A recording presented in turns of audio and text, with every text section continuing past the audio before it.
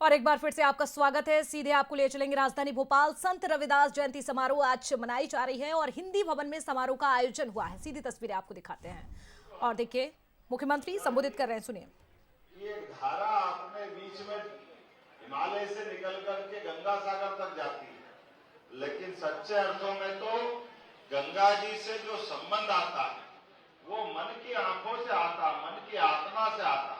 मनुष्य के परिवार और समाज के अंदर ये जो हमारे अंदर परमात्मा बैठे हैं, ये परमात्मा अपने अंदर दर्शन देते हैं, हमारा जीवन धन्य करते हैं। भगवान को कहीं और देखने की जरूरत नहीं है, अपने शरीर के अंदर देख लो, जिसको लिए कहा गया है आत्मा सो परमात्मा, आत्मा में ही परमात्मा। ये भगवान कृष्ण ने भी बोला, रविदास जी ने भी बोला। लेकिन रविदास जी का जो ये आनंद है, अपने जीवन काल में अपने काम को करते करते अपने देश धर्म पे भी स्वाभिमान के साथ झंडा गाड़ के रहने का अगर बड़ा रिकॉर्ड किसी के नाम पे है तो रविदास जी के नाम पे हमें इस बात का गर्व है। और उनकी भक्ति की उस रसधारा में वो तो खुद गंगोत्री थे, जिनमें संस्कार की गंगोत्री बह रही। कौन उनके पास उस गंगा स्नान करने नहीं आया? चित्तौड़ की महारानी मीराबाई, बनारस के घराने के बड़े बड़े राजा महाराजा, और राजा महाराजा को देख करके उनको कोई बहुत बड़ा अलग एहसास नहीं था, और गरीब को देख करके जो आनंद उनको आता था उससे बढ़कर के कुछ नहीं हो सकता है। वो जीवन भर हम सबको याद रहे।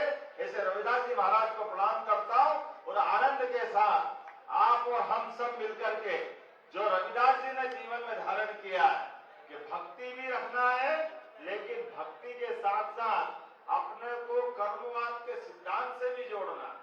उनका तो दर्शन इतना बड़ा था, कोई सोच सकता था कि अपने हाथ से अपने जीवन को चलाने के लिए जितना कमाएंगे उसका आधा समाज के लिए बांट देंगे। ये कोई कर सकता तो केवल रविदास जी महाराज कर सकते, और उनसे कोई उनके अलावा कोई नहीं कर सकता। इतना बड़ा उदाहरण है।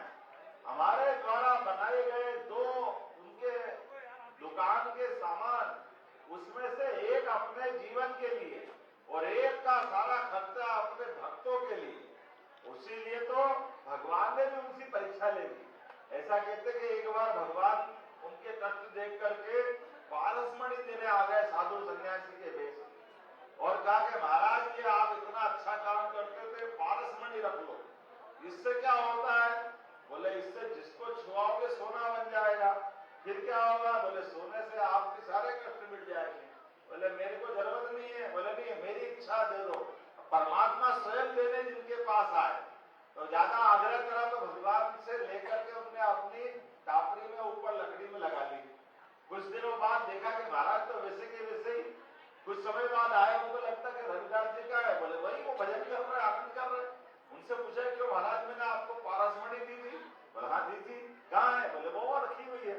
तो बोले वो रखने के लिए थोड़ी दी थी, आप अपने जीवन में उपयोग करो। बोले भगवान ने मेरे, आपने जो मुझे जो हाथ दिए ना, वो हाथ ही परमात्मा ने मुझे जीवन भर के लिए प्रेरणा दी। ऐसे मेहनत के अलावा आने वाला धन दौलत, इसकी कोई आवश्यकता नहीं। हम इसको कोई साथ में लेके अपने भगवान के वहां जाने वाले नहीं, सब यहीं का यहीं छूट जाएगा। ऐसे में हमारे साथ अगर कोई जाएगा तो हमारे पुण्य कर्म जाएंगे, हमारे सदकर्म जाएंगे, हमारी सद्भावना जाएगी, समाज का विश्वास जाएगा, सबका प्रेम जाएगा और जीवन का आनंद जाएगा। इसको कमाने के लिए हम जीवन में आते हैं। ये जो उदात्त भाव लेके चलने वाला अगर कोई है, इसलिए उनको संत शिरोमणि की उपाधि मिली। ये संत शिरोमणि की उपाधि ऐसे नहीं मिलती। अगर हम किसी का नाम लेते तो ऐसे ले लेते, लेकिन संत शिरोमणि अगर कोई है, जिसको मैंने कहा पारसमणि से भी बड़ी जिसके पास है, कि संतों की शिरोमणि जो है वो है रविदास जी के नाम पर। मेरी अपनी ओर से आप सबको बधाई देता हूं।